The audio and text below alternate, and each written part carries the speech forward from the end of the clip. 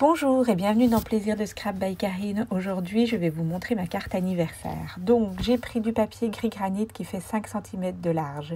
J'ai pris de l'encre fraisier en fleurs et j'ai pris de l'encre gris granit.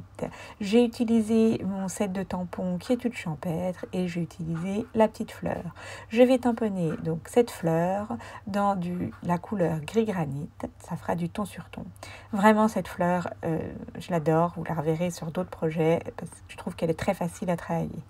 Après, une fois que j'ai tamponné, comme nous avons vu dans une précédente vidéo, j'appuie sur mon pad de fraisier en fleurs pour pouvoir mettre de l'encre sur notre pad et pouvoir coloriser. Donc avec mon pinceau à réservoir qui est rempli d'alcool, je mets 2 petites gouttes et je mélange jusqu'à l'obtention de la couleur que je désire avoir. Et ensuite, je passe à la mise en couleur de ma fleur. Donc, si je veux plus clair, je prends du plus clair. Si je veux plus foncé, je reprends sur mon pad de l'encre plus foncée ou je repasse 2 fois. Enfin, voilà, je m'amuse à coloriser toute cette fleur. La mise en couleur, j'adore ça. Vous voyez, de plus près.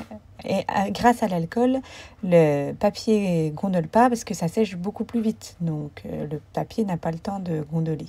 Je repasse comme j'ai envie. Là, j'ai pris du plus foncé pour pouvoir faire des endroits plus foncés. Et je vais aussi faire l'intérieur de la fleur en plus foncé pour que ça ressorte. Donc, voilà. Ensuite, je vais faire la mise en couleur des feuilles et des tiges avec un crayon Stampin' White, couleur soyeuse succulente. Donc, je passe mon crayon sur les endroits que je veux mettre en couleur. Et après, pour bien tout homogénéiser, je vais prendre mon pinceau à réservoir avec de l'alcool dedans et je repasserai dessus. Je procède par petites étapes, le haut, le bas, le côté, afin de ne pas laisser le temps à l'encre du Stampin' White de sécher et qu'elle puisse vraiment bien s'étaler comme je le souhaite. Et puis pour la touche finale, on repasse aux endroits où on souhaite remettre un petit peu plus foncé, on remet un petit peu d'alcool dessus et c'est sans problème. Et maintenant, je vais mettre un petit peu de déco derrière cette fleur. Alors, tu vas me dire, mais non, tu es folle de tamponner derrière. Eh ben non, c'est la technique de masquage. Je vous l'explique en vidéo là-haut à droite, n'hésitez pas à cliquer dessus. En gros, on prend un post-it, on découpe la forme de notre tampon et on le colle donc directement sur l'image qu'on ne veut absolument pas remettre d'encre dessus. Je prends donc les petits points toujours du set quiétude champêtre et je vais tamponner et ancrer et tamponner dans la couleur gris granit, toujours ton sur ton. Et vous allez voir, c'est vraiment une technique qui nous ouvre des possibilités. On peut détourner les tampons, on peut faire vraiment comme bon nous semble. Donc, je tamponne en gris granit et je mets mes petits points où je le souhaite, sachant que du coup, ça ne recouvrira absolument pas mon premier tampon et ma colorisation de fleurs. Voilà, le résultat, c'est magnifique. Pour un petit peu de décoration, je prends ma colle de précision et je mets des petits points où je le souhaite. Alors, autour de la feuille, autour de la fleur, autour des feuilles, sur les points, je trouve que ça donne un petit effet goutte d'eau qui est magnifique. Une fois que tout ceci est fini, eh ben, le plus dur, eh ben, c'est de laisser sécher. Et voici donc le résultat magnifique avec ces petits effets de gouttes d'eau. Vraiment, c'est superbe. Donc après, je passe aux découpes. Je prends le poinçon cœur fleuri. Donc, j'ai pris le cœur et la bannière. Je vais couper la bannière dans du papier fraisier en fleurs. Et je vais couper le cœur avec ces petites dentelles. Vraiment, il est magnifique en pierre rose polie. Je vais tout passer tout ça dans la machine, enfin mon papier qui sont de ces couleurs-là, dans la machine et on se retrouve juste après. Et voilà, nos découpes ont été faites. Le petit cœur en rose pierre polie, vraiment, il va donner un petit peu de peps à notre carte. Et la petite bannière en fraise et en fleurs, magnifique. Après, j'ai pris le set de tampons toujours dans mon cœur. J'ai pris bon anniversaire et de la Versamark, de la poudre embossée transparente et bien sûr le pistolet chauffant. Et en haut à droite, vous trouverez la technique d'embossage afin de pouvoir effectuer des embossage à chaud. Je vous explique tout dans cette petite vidéo. Maintenant que l'embossage est fait, voilà, vous pouvez... Moi, j'aime beaucoup cette technique d'embossage à chaud. Régulièrement, on l'utilise.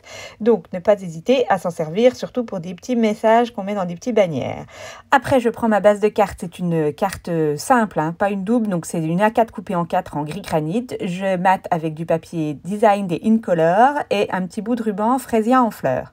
Ensuite, j'ai voulu rajouter des petites décos, donc j'ai voulu prendre ma petite libellule que j'ai tamponnée avec de l'encre Memento sur du papier fraisier en fleurs. J'ai repris ma libellule que j'ai embossée sur du papier velin avec de la poudre transparente. C'était une déco que j'avais envie de rajouter. Vous êtes libre à vous de rajouter ce que vous voulez. Un papillon, fleurs, pas de souci. Une fois que tout est fait, j'ai monté mon papier velin sur mon papier fraisier en fleurs afin de créer un petit effet avec ma libellule. Et j'ai créé mon tag avec, pareil, ma perfo. Une fois que tous nos éléments sont prêts, nous allons pouvoir passer au montage de notre carte. Donc, je vais prendre ma petite libellule que je vais coller sur mon petit tag. Donc, j'essaye de voir où est-ce que j'ai envie de la mettre. Une fois que ma décision est actée, je passe au collage. Donc, hop, voilà, c'est collé, on n'en parle plus. Et après, je vais passer mon ruban dans mon tag. Essayer de le mettre vraiment l'un sur l'autre.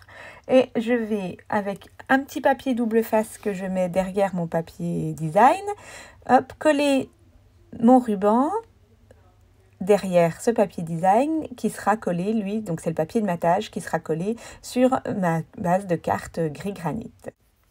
J'ai choisi cette technique pour coller le tag parce que je trouvais que ça changeait un petit peu, des petits trous où on repasse, enfin voilà, c'était pour donner un nouvel effet à cette carte. Avec mon plioir, j'appuie bien partout sur mon papier design afin qu'il colle bien à ma carte, à ma base de carte. Donc voilà, une fois que tout ceci est fait, je vais pouvoir passer donc au collage du cœur. Alors on met pas trop de colle pour éviter que ça déborde. J'aurais pu aussi, pour me faciliter la vie, prendre nos feuilles adhésives, les coller sur le papier pierre rose poli et puis passer tout ça dans la machine de découpe. C'est vrai que du coup, mon cœur serait devenu autocollant. Mais pourquoi faire simple quand on peut faire compliqué? Donc là, je colle mon cœur exactement là où je souhaite. Et voilà, il sera recouvert par mon tag et c'est superbe. J'ai pris le petit papillon aussi dans le set de découpe et j'ai les découpé dans du papier velin des couleurs Incolor, donc couleur fraisier en fleurs. Il est magnifique ce papier velin, il faut vraiment le voir, il brille, il a des magnifiques reflets. J'ai pris ma bannière et je la colle où je souhaite aussi sur ma carte. Et donc voilà, ma carte est finie, où je recoupe un petit peu le tag pour donner vraiment du mouvement, ou je le mets derrière et je peux le coller. C'est vraiment comme bon vous semble, suivant l'effet que vous avez envie de rendre à ces cartes. Il faut savoir que ces cartes, je les ai aussi réalisées pour des invitations d'anniversaire. Et vraiment, tout le monde a trouvé ça super joli. Elles sont vraiment polyvalentes. On en fait vraiment ce qu'on veut. Donc, je vous dis à bientôt. N'hésitez pas à aller voir sur mon blog et à liker la vidéo.